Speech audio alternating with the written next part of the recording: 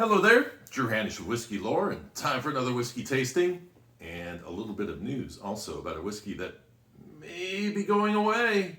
May not see it very much longer, so we're going to talk a little bit about that. But today I am doing a tasting of Evan Williams White Label, bottled in bond, 100 proof, 50% alcohol by volume, aged at least 4 years.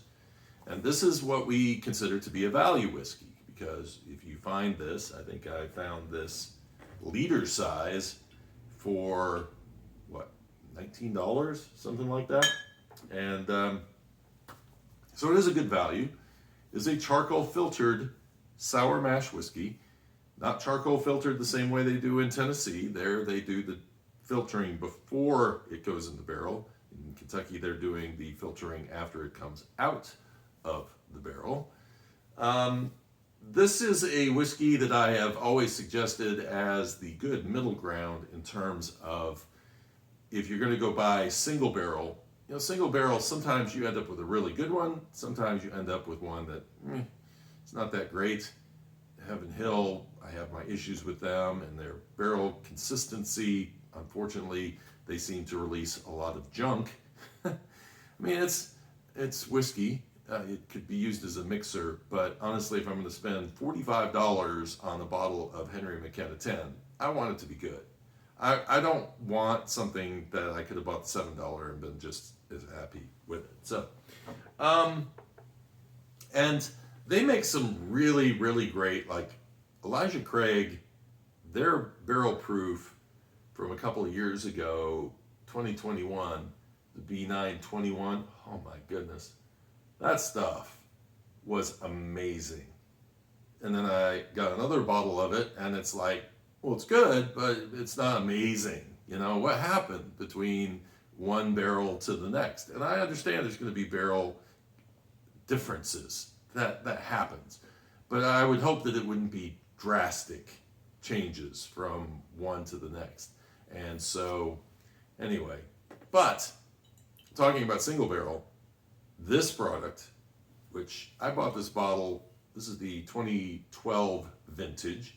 It is an 8-year-old whiskey, and almost 8 years, 86.6 proof, and I paid $22 for a single barrel product that tells me what barrel it came out of, and it's coming from a large distiller, and you know, all of that, and I don't think this one is actually charcoal filtered. It is not.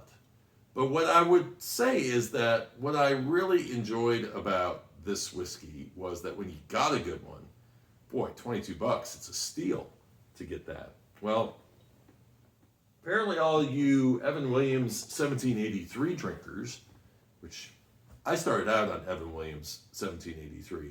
The first bourbon I ever had was Maker's Mark, and then I was kind of exploring, and I like the name Evan Williams and the history behind it, so I said, okay, let me go buy myself a bottle of Evan Williams. And so I thought, well, I'll get the 1783. It looks elevated over the lesser priced ones, and I enjoyed it. I drank it mostly on ice. I was just getting used to bourbon at the time, but that was my house whiskey for some time, and then it kind of slowly faded away. And now they've rebranded it and brought it back out. Well, what they're saying is they've used too many of their barrels for the 1783 because it's so popular, which I'm wondering if it's popular or they just kind of, you know, they had to fill out this new product line, and so they were using more barrels than they had used before. And so all of a sudden, the supplies for the single barrel started to disappear. And so this is becoming a Kentucky-only product. So if you got it on your shelf, you may want to grab it. It is the standard Evan Williams Elijah Craig mash bill, which is 78% corn, 12% malted barley, and 10% rye. So I have my bottle. I have to say I love the 2011 and went through that bottle very quickly. And in fact, that stopped me from buying 1783. And then I got the 2012. As you can tell, it's taken me a little bit longer to get through that one. It's good, but this is where I say, you know, the nice part about White Label is that it is a much more consistent whiskey. You know what you're going to get when you get a bottle of it. But question has to be asked, how long before that all of a sudden becomes very hard to find? Are you finding it on your own store shelves? Is it something that are we going to have to go hoard this? Oh, man.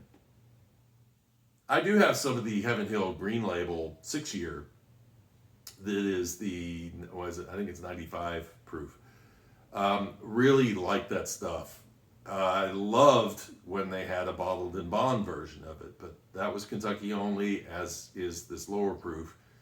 And unfortunately, you have to go to Kentucky to find it. Well, then the 6-year bottled in bond disappeared completely. They let it go an extra year. I mean, we're talking about a bottled in bond that you could get for $15 a bottle at 6-year, and then all of a sudden it just disappeared. Well, it came back, no longer in Kentucky, it's everywhere else, and they were charging $45 a bottle for it for a 7-year version of it. So, I mean, I understand you got to make money and you see an opportunity and you kind of grab it, but for the whiskey drinker who gets used to something and says, ooh, that is really nice, and thank you for providing me with a value, when you rip the value away and all of a sudden you're going to start jacking the price up 3 times as high, I get a little frustrated, just a wee bit.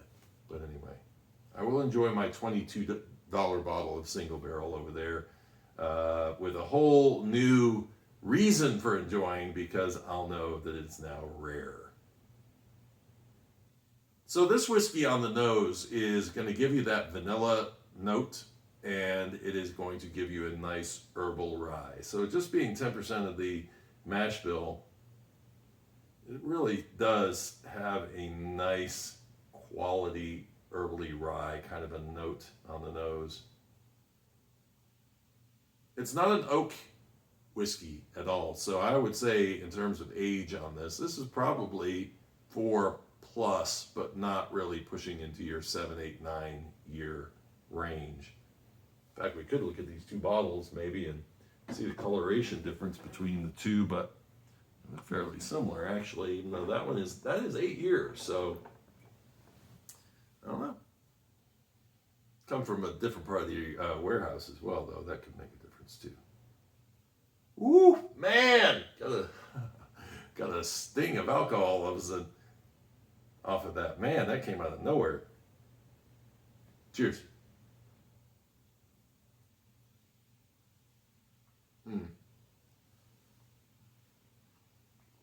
Vanilla, grain, you get like this waffle note. And then it gets darker. Almost a little bit of a cola note there. And then into the finish, you're left with that kind of lingering peppery, a little bit of oak starts coming in towards the end. And then if you sit with it, it kind of gives you a little bit of a floral vanilla flows back into it. So it's a nice, pleasant whiskey. It's an easy drinker. And like I said, I got a liter of this stuff for $19. Now it's probably slightly more expensive because I've had that for over a year, and inflation, as we know.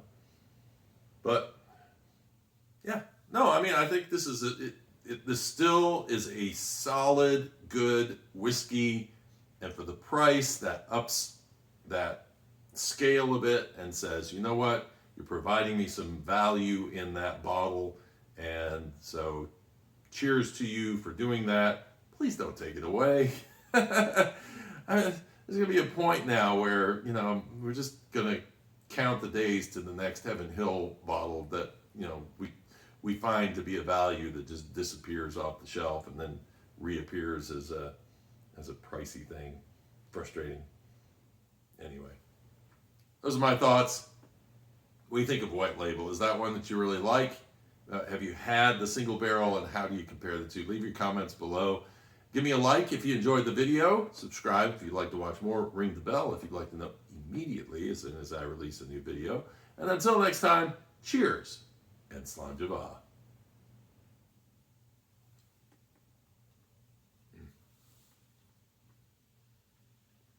Don't go away. Almost a little maple note in there too. Interesting.